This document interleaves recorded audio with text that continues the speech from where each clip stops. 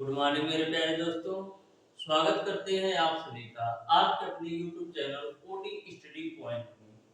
तो प्यारे दोस्तों, आज की क्लास में हम लोग सॉल्व करने वाले हैं मैथमेटिक्स के मोस्ट इम्पॉर्टेंट मिक्स क्वेश्चन। इस सीरीज में डियर स्टूडेंट, आज की क्लास में आपको प्रैक्टिस बेसिस पर मिक्स क्वेश्चन कराने वाला हूँ। सारे चैप्टर का मिक्सअप बिल्कुल बेहतरीन तरीके से सारे क्वेश्चन का सॉल्यूशन करवाने वाला हूँ। और यह समझ लीजिए, आप अपनी प्रैक्टिस को देखते हुए आप देखिएगा कि हम कितने क्वेश्चन में कितने क्वेश्चन का सही सही आंसर दे सकते हैं। प्रत्येक क्वेश्चन को बिल्कुल बेहतरीन कॉन्सेप्ट के साथ आपको बताने वाला हूँ। इस तरीके से डियर स्टूडेंट, मैं आपको प्रत्येक क्वेश्चन का सॉल्यूशन बताऊंगा कि आपको किसी भी क्वेश्चन में किसी भी प्रकार का डाउट और कंफ्यूजन नहीं होगा। प्रत्येक क्वेश्चन को बिल्कुल बेहतरीन कॉन्सेप्ट के साथ आपको बताने वाला हूँ, जिससे आपको किसी भी प्रकार का डाउट और कंफ्यूजन ना हो किसी भी क्वेश्चन को सॉल्व करने में। तो डियर स्टूडेंट, हम लोग स्टार्ट करते हैं आज की क्लास। और हमारी आपसे रिक्वेस्ट है डियर स्टूडेंट, जो भी स्टूडेंट अभी तक हमारे चैनल कोडिंग स्टडी पॉइंट को सब्सक्राइब नहीं किया, सब्सक्राइब जरूर कर लेना, जिससे हमारी आने वाली वीडियोज आपको मिलती रहे सबसे पहले। तो डियर स्टूडेंट, हम लोग स्टार्ट करते हैं। बिल्कुल बेहतरीन तरीके से प्रत्येक क्वेश्चन के कॉन्सेप्ट को आप समझिएगा, जिससे आपको किसी भी क्वेश्चन में किसी भी प्रकार का डाउट और कंफ्यूजन ना हो। तो स्टार्ट करते हैं डियर स्टूडेंट आज की क्लास। तो क्वेश्चन नंबर 1 आपके सामने है, ध्यान से देखिएगा कैसे सॉल्व करना है। बिल्कुल बेहतरीन तरीके से समझाऊंगा, आप अच्छी तरीके से सारे क्वेश्चन के कॉन्सेप्ट समझ पाएंगे। तो क्वेश्चन नंबर 1 है आपका डियर स्टूडेंट, उस लंबवृत्तीय बेलन का आयतन ज्ञात कीजिए जिसका वक्र पृष्ठीय क्षेत्रफल 1012 सेंटीमीटर स्क्वायर और उसके आधार की परिधि 22 सेंटीमीटर है। यानी कि किसी लंबवृत्तीय बेलन के आधार की परिधि आपको दे रखा है 22 सेंटीमीटर और उसका वक्र पृष्ठीय क्षेत्रफल दे रखा है 1012 सेंटीमीटर स्क्वायर। तो आपको आयतन बताना है, बेलन का आयतन बताना है। तो मेरे प्यारे दोस्तों, बेलन की परिधि क्या होती है? बेलन की परिधि माय डियर स्टूडेंट होता है 2 पाई आर, और 2 पाई आर की वैल्यू दे रखा है 22 सेंटीमीटर। तो 2 हो गया, पाई की वैल्यू डियर स्टूडेंट हो गया 22/7 इनटू का आर बराबर आपका हो गया 22। 22 से 22 कैंसिल आउट होगा, तो यहां से आर की वैल्यू निकालोगे तो मिल जाएगा आपको 7/2। आर की वैल्यू आपने निकाल लिया 7/2। अब आपको बेलन का वक्र पृष्ठ दे रखा है डियर स्टूडेंट 1012 है। तो बेलन का वक्र पृष्ठ होता है डियर स्टूडेंट 2 पाई r इनटू s, जिसकी वैल्यू दे रखा है 1012।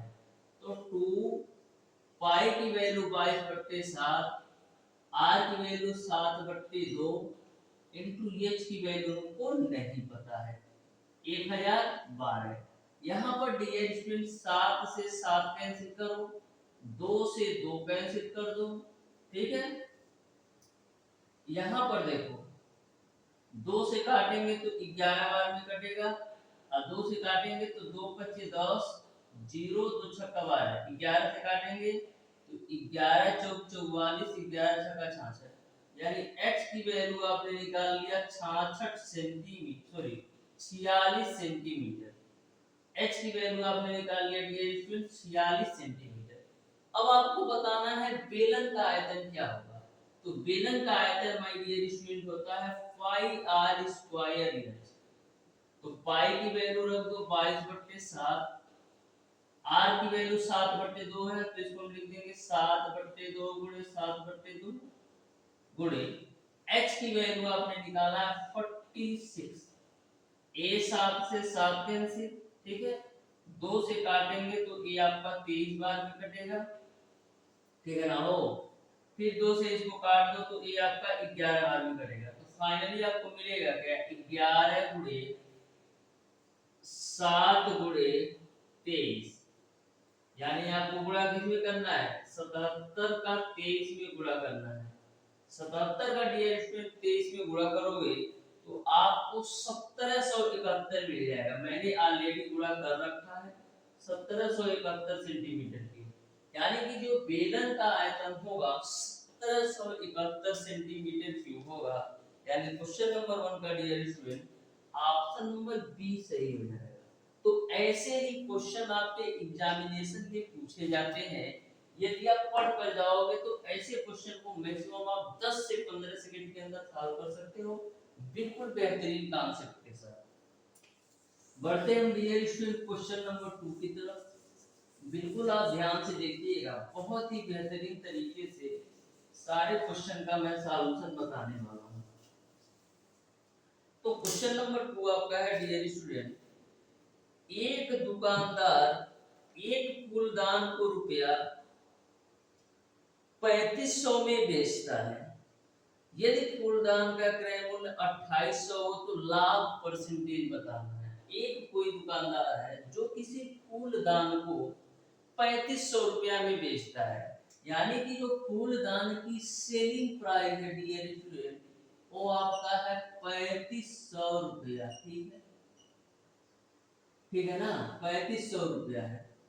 और फूलदान का जो क्रय मूल्य है डियर स्टूडेंट, यानी कि जो कास्ट प्राइस है वो आपको दे रखा है 2800 रुपया। तो आपको लाभ परसेंटेज बताना है कि कितने परसेंट का लाभ हुआ।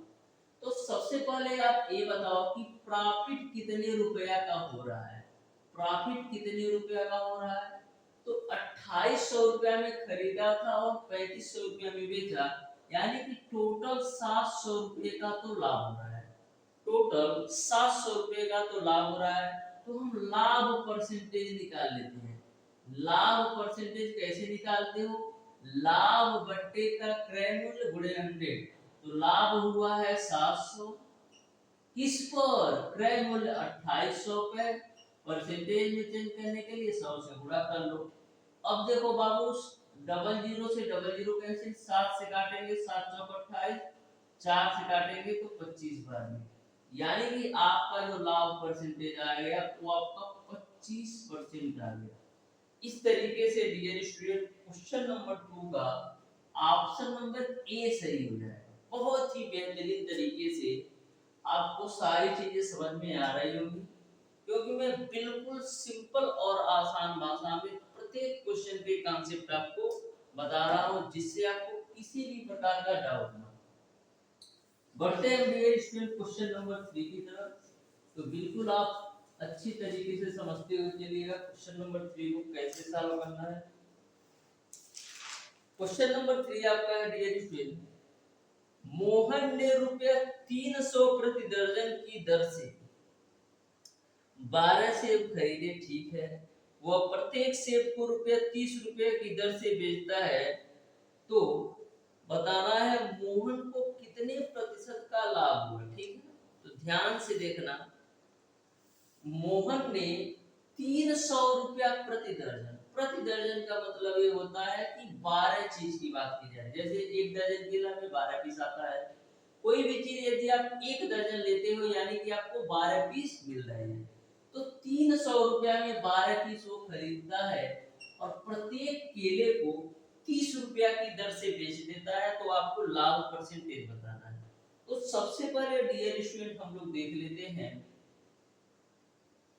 सेब खरीद रहा है। ठीक है, तो सबसे पहले हम देख लेते हैं डियर स्टूडेंट कि एक सेब को कितने रुपए में खरीदा था। 300 रुपया में 12 सेब खरीद रहा है। तो सबसे पहले हम देख लेते हैं कि एक सेब को कितने रुपए में खरीद रहा है। 12 से डिवाइड कर लो, तो 12 दूना 24, अब 12 पचे 60, यानी कि एक एप्पल को, यानी एक एप्पल को डियर स्टूडेंट 25 रुपया में खरीद रहा है। ठीक है, एक एप्पल को 25 रुपया में खरीद रहा है और एक एप्पल को कितने में बेच रहा है, एक एप्पल को बेच रहा है बाबू 30 रुपया में एक एप्पल को बेच रहा है। तो आपको लाभ परसेंटेज बताना है। हमेशा ध्यान में रखिएगा डियर स्टूडेंट, यदि आप एक एप्पल खरीदते हो तो एक एप्पल बेचना भी है, और यदि आप 12 दर्जन खरीद रहे हैं तो 12 एप्पल खरीद रहे हैं तो 12 एप्पल बेचना भी है। तो हम सिंपल तरीके से सॉल्व कर लेते हैं कि एक एप्पल खरीद रहे हैं और एक एप्पल बेच रहे हैं, तो जितना परसेंटेज लाभ होगा वही, चाहे 12 पे निकाल लो चाहे 50 पे निकाल लो, सब पे वही आना है। यानी कि ये एक पर बात कर रहे हो तो एक ही पर करना, यानी कि एक एप्पल हम खरीद रहे हैं तो एक ही एप्पल बेचेंगे, यदि हम 12 एप्पल खरीद रहे हैं तो 12 एप्पल बेचेंगे। हम सिंपल से सॉल्व करने के लिए एक एप्पल खरीदे 25 रुपया में और 30 रुपया में बेच रहे हैं, यानी कि हमको 5 रुपया का लाभ हो रहा है। किस पर? 25 रुपया कास्ट प्राइस पे। परसेंटेज में चेंज करने के लिए 100 से गुणा कर दो, 5 पच्चे 25 अब 5 बीसैया में 100, यानी टोटल उसको 20% का लाभ हो, 20% का लाभ हुआ। यानी क्वेश्चन नंबर 3 का ऑप्शन नंबर बी सही हो जाएगा। बिल्कुल बेहतरीन कॉन्सेप्ट है, अच्छी तरीके से समझ लो डियर स्टूडेंट। ऐसे ही क्वेश्चन यदि आप पढ़कर नहीं जाओगे ना तो यही क्वेश्चन आपके लिए हार्ड हो जाएगा। इसलिए मैं बार बार बोलता हूँ डियर स्टूडेंट, आप अच्छी तरीके से तैयारी अपनी रखो, जिससे आने वाले अपकमिंग एग्जामिनेशन में किसी भी प्रकार का डाउट और कंफ्यूजन नहीं हो। क्वेश्चन नंबर 4 को आप ध्यान से देखिएगा। यदि किसी वस्तु का क्रय मूल्य उसके विक्रय मूल्य का 5/8 है तो लाभ प्रतिशत कितना होगा? यदि किसी वस्तु का जो क्रय मूल्य है उसके विक्रय मूल्य का 5/8 है तो आपको लाभ परसेंटेज बताना है। किसी वस्तु का जो क्रय मूल्य है मेरे डियर स्टूडेंट, और विक्रय मूल्य का 5/8 है तो लाभ परसेंटेज बताना है। किसी वस्तु का जो क्रय मूल्य है विक्रय मूल्य का 5/8 है तो लाभ परसेंटेज बताना है। यानी कि वह जो वस्तु है 5 रुपए में यदि खरीदी जा रही है तो 8 रुपए में बेची जा रही है, 5 रुपए में खरीदी जा रही है तो 8 रुपए में बेची जा रही है, यानी कितना लाभ हो रहा है? 3 रुपए का लाभ हो रहा है। किस पर? कास्ट प्राइस 5 रुपया पे। परसेंटेज में चेंज करने के लिए 100 से गुणा कर लो, तो 5 बीसैया में 100 हो जाएगा, तो 20 दिया कितना हो जाएगा? 60%, यानी उस वस्तु पर 60% लाभ कमा रहा है, 60% लाभ करा रहा है। यानी क्वेश्चन नंबर 4 का ऑप्शन नंबर बी सही हो जाएगा। बढ़ते हैं डियर स्टूडेंट क्वेश्चन नंबर 5 की तरफ। बहुत ही बेहतरीन कॉन्सेप्ट में लेकर आया हूं, आप ध्यान से देखिएगा, अच्छी तरीके से सारी चीजें आपको समझ में आने वाली है। बिल्कुल बेहतर क्वेश्चन कराऊंगा। बोला है मोहन एक टेबल रुपया 2825 में बेच रहा है, ठीक है। यदि उसका लाभ 18% है तो मेज का क्रय मूल्य। बहुत ही बेहतरीन क्वेश्चन है, ध्यान से समझना। मोहन ने एक टेबल रुपया जो है 2812 में बेच रहा है और लाभ परसेंटेज दे रखा है 18%। तो मैंने आपको बताया था कि कोई भी चीज अपने आप में 100% होती है। ऐसे समझो, जैसे मैंने ये मार्कर यदि मैंने 20 रुपया लिया तो इस मार्कर का जो कास्ट प्राइस है 20 रुपया जो है 100% के बराबर है, ठीक है। तो इस बात को आप समझिएगा कि जितने रुपए में आप खरीद कर लाते हो वो उसका कास्ट प्राइस होता है, उसको हम 100% मान के लेकर चलते हैं। जैसे ये आपका व्हाइट बोर्ड है, तो इस व्हाइट बोर्ड की यदि कीमत आपका 1000 रुपए है तो जो आपका 1000 रुपए इस व्हाइट बोर्ड की कास्ट प्राइस है, क्रय मूल्य है, वो आपका 100% होता है। तो 18% का लाभ कमाता है, यानी कि 100% तो खरीदा होगा, यानी कास्ट प्राइस 100% रहा होगा, उस पर 18% लाभ कमा रहा है। यानी अब टोटल कितने हो गए? 118%। 100 रुपया में तो कास्ट प्राइस में खरीदा था, 18% लाभ कमाता है, यानी कि टोटल कितना? 118%। और 118% की जो वैल्यू दे रखी है डियर स्टूडेंट, 118% की जो वैल्यू दे रखी है डियर स्टूडेंट, वो आपको दे रखा है 2800। 2800 कितना दे रखा है? 32 रुपया। 2832 रुपया। तो आपको बताना है उसका कास्ट प्राइस कितना है, टेबल का कास्ट प्राइस कितना है। तो देखो कैसे निकालोगे। सबसे पहले 118% की वैल्यू पता है, सबसे पहले हम 1% की वैल्यू निकाल लेते हैं कि 1% की वैल्यू कितने रुपए के बराबर है। उसके बाद हम 100 से गुणा कर देंगे तो कास्ट प्राइस पता चल जाएगा। तो देखो कैसे निकालेंगे।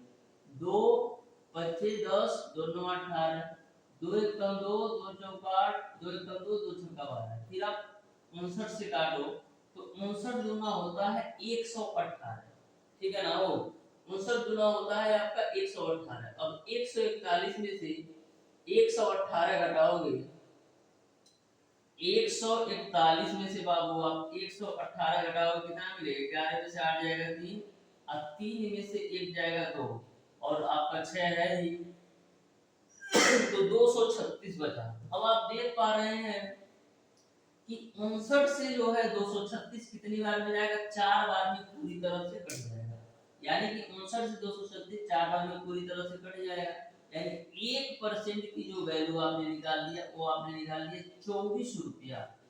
1% की जो वैल्यू निकाल लिया वो आपको 24 रुपया निकाल लिया। अब आपको कास्ट प्राइस निकालना है, तो कास्ट प्राइस कितना होता है 100%। तो 100 से आप दोनों पक्षों में गुणा कर देंगे तो उसका जो कास्ट प्राइस आएगा वो आपका 2400 रुपया आ जाएगा। यानी कि जो टेबल का कास्ट प्राइस है वो आपका 2400 रुपया है। यानी क्वेश्चन नंबर 5 का ऑप्शन नंबर सी सही हो जाएगा।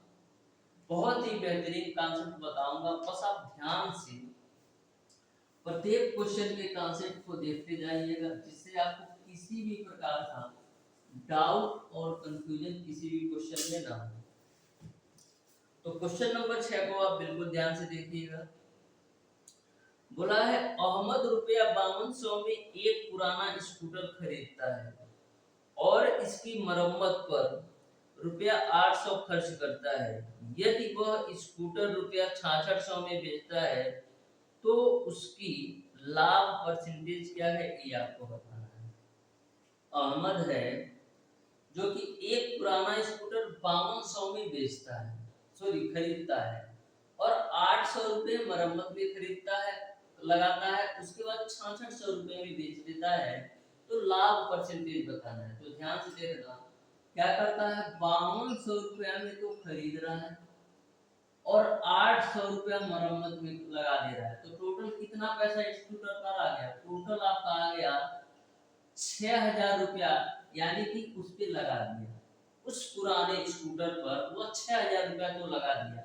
यानी कि उसके लिए जो स्कूटर का कास्ट प्राइस अब हो गया वो आपका 6000 हो गया। ठीक है, अब इसी 6000 वाले स्कूटर को बेच दे रहा है 6600 में। कितना, 6600 में बेच दे रहा है।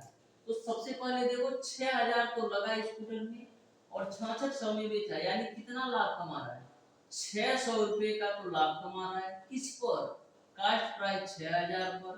अब परसेंटेज में चेंज करने के लिए 100 से गुणा कर दो, डबल जीरो से, डबल जीरो फॉर्मूला में, जीरो से जीरो, और 6 दाहिने में 60, यानी वह जो है 10% का लाभ ले रहा है। इस तरीके से डियर स्टूडेंट क्वेश्चन नंबर 6 का ऑप्शन नंबर ए सही हो जाएगा। Option number A will be the right answer for question number 6। बहुत ही बेहतरीन बेहतरीन क्वेश्चन पूछे जाते हैं। यकीन मानिए यदि आप अच्छी तरीके से क्लासेस लेकर जाते हो तो कोई क्वेश्चन आपसे छूटना नहीं। बढ़ते हम डियर स्टूडेंट क्वेश्चन नंबर 7 की तरफ, बिल्कुल आप ध्यान से देखिएगा। बोला है 44 पुस्तकों का जो क्रय मूल्य है वो 24 पुस्तकों के विक्रय मूल्य के बराबर है। तो आपको बताना है इस लेन देन में कितने कुल प्रतिशत का लाभ होगा। तो कभी भी ऐसा क्वेश्चन पूछा जाए ना तो सीधे आप इक्वल कर दो। बोला है 44 पुस्तकों का जो क्रय मूल्य है 24 पुस्तकों के विक्रय मूल्य के बराबर है। 44 पुस्तकों का जो क्रय मूल्य है, 44 पुस्तकों का जो कास्ट प्राइस है 24 पुस्तकों के सेलिंग प्राइस के बराबर है। तो मैंने क्या किया, 44 पुस्तकों के क्रय मूल्य को 24 पुस्तकों के विक्रय मूल्य के बराबर कर दिया। तो आपको लाभ परसेंटेज बताना है। तो सबसे पहले हम सीपी बट्टे एसपी की वैल्यू निकाले तो कितना आया, 24 बट्टे का 44, 4 से काटो, 4 से 24, 11 से 44, यानी हम कास्ट प्राइस बट्टे सेलिंग प्राइस निकाले तो 6 बट्टे 11 आता है। यानी हमारी जो कास्ट प्राइस है वो आपका 6 रुपया है और जो सेलिंग प्राइस है वो आपका 11 रुपया है। तो कितने रुपए का लाभ हो रहा है, हम लाभ देखें तो टोटल कितने रुपए का हो रहा है, 5 रुपया का लाभ हो रहा है। किस पर, कास्ट प्राइस 6 रुपया पे परसेंटेज में चेंज करने के लिए 100 से गुणा कर लो।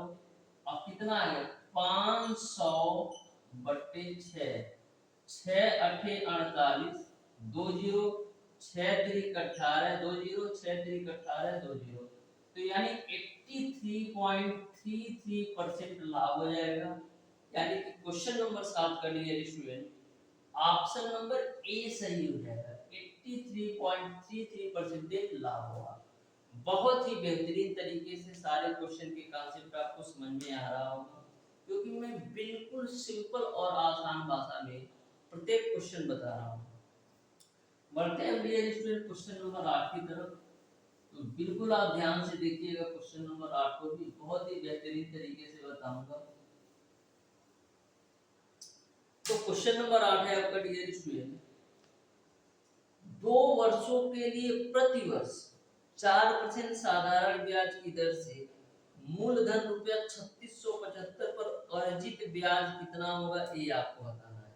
यानी कि क्वेश्चन नंबर 8 में आपको अर्जित ब्याज कितना होगा वो आपको बताना है, जबकि साधारण ब्याज का क्वेश्चन है। तो साधारण ब्याज बराबर आपका क्या होता है, साधारण ब्याज बराबर आपका होता है मूलधन गुणे दर गुणे समय बट्टे का 100।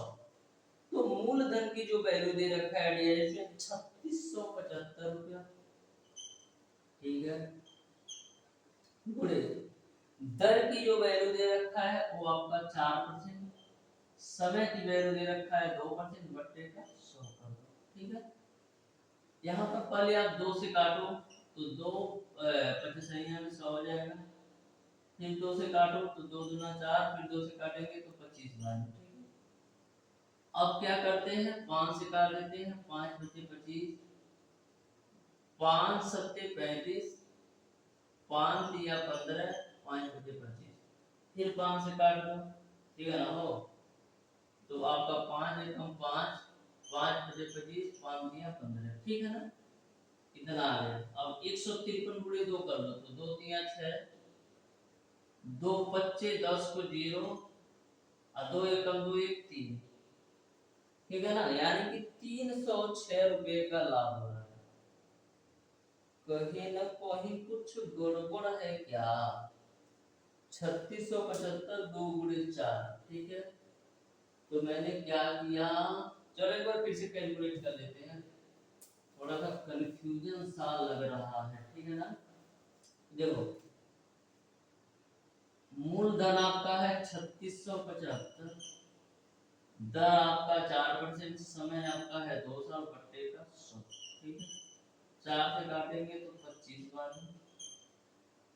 5 बचे 25, 5 सत्ते 35, 5 तिया 15, 5 बचे 25, फिर 5 से काटो तो 5 एकम 5, फिर बचेगा 2 3, 2 3 बचेगा ना हो, 5 चौक को 20, फिर 5 सत्ते 35, मैंने बोला था ना कहीं कहीं गलत हो रहा है।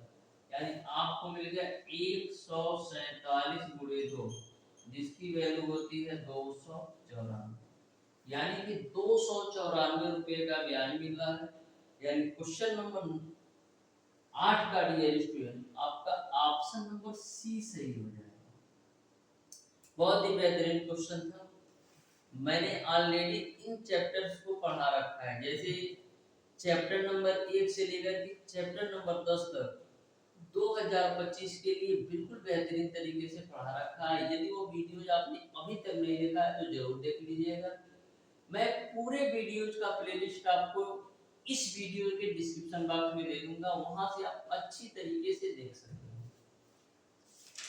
क्वेश्चन नंबर 9 को आप बिल्कुल ध्यान से देखिएगा, बिल्कुल सिंपल और आसान तरीके से आपको मैं क्वेश्चन नंबर 9 बताने वाला हूँ। बहुत ही बेहतरीन कॉन्सेप्ट आप सीख पा रहे होंगे, क्योंकि मैं प्रत्येक क्वेश्चन को बिल्कुल बेहतरीन और सिंपल कॉन्सेप्ट के साथ आपको बता रहा हूँ, जिससे आपको किसी भी कॉन्सेप्ट में किसी भी प्रकार का डाउट और कंफ्यूजन ना हो। तो क्वेश्चन नंबर 9 पर देखते हैं। बोला है आकाश की मासिक आय जो है वो आपका 9600 रुपए है, ठीक है।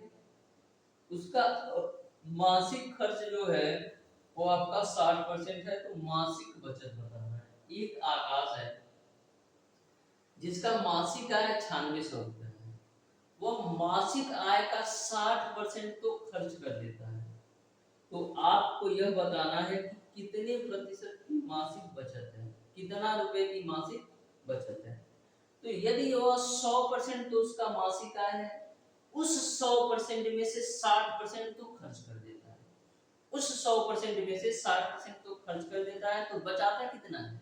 यदि 100% में से 60% खर्च कर देता है तो बचाता है 40%। तो हम लोग मासिक बचत निकालने के लिए क्या करेंगे? मासिक बचत निकालने के लिए मासिक आय का 40% निकालेंगे। क्यों? क्योंकि वो 60% तो खर्च कर दिया है, तो बचेगा कितना? 40% तो केवल बचा रहा है। तो हम लोग क्या करेंगे?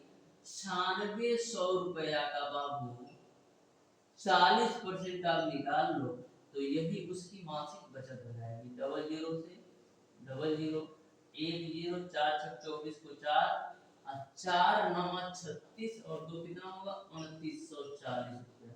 यानी वो 3840 रुपया बचा रहा है। बिल्कुल आसान क्वेश्चन था।